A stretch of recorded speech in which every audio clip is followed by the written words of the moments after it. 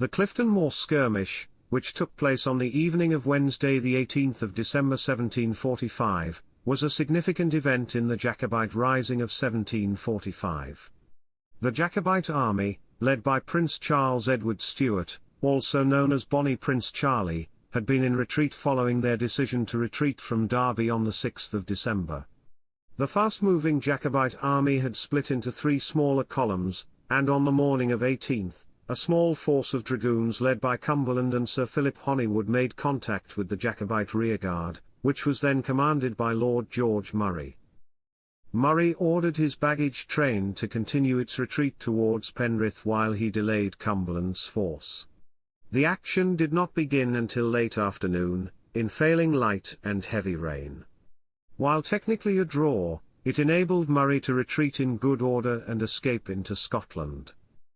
The Clifton Moor Skirmish is sometimes suggested as the last battle on English soil. However, there are numerous other claimants, such as the 1940 Battle of Graveney Marsh on the Kent coast.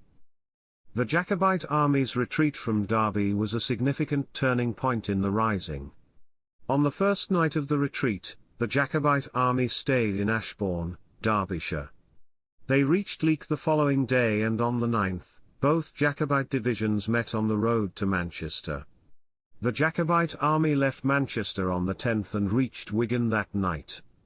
The next day they reached Preston. The Duke of Perth was sent north with a cavalry escort to bring back reinforcements from Scotland.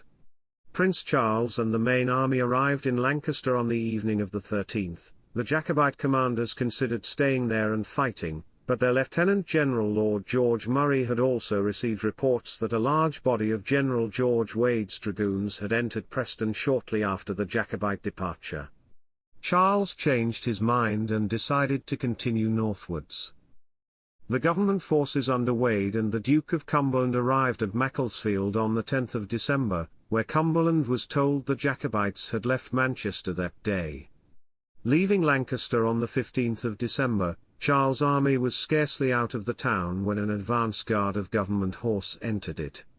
The Jacobites formed in order of battle, but upon the alarm turning out to be false, the army continued to Kendal.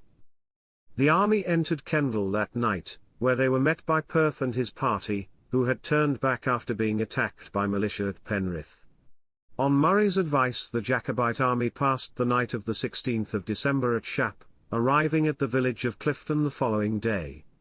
When Charles and the lead Jacobite forces had reached Penrith, the rearguard, under Murray, left Shap on the morning of the 18th of December, followed at a distance by local militia. Around 200 to 300 government cavalry formed up on Thrimby Hill in the rearguard's path. Unsure of the size of the forces facing him, Murray initially held his position. The skirmish at Clifton Moor was a significant event in the Jacobite Rising of 1745.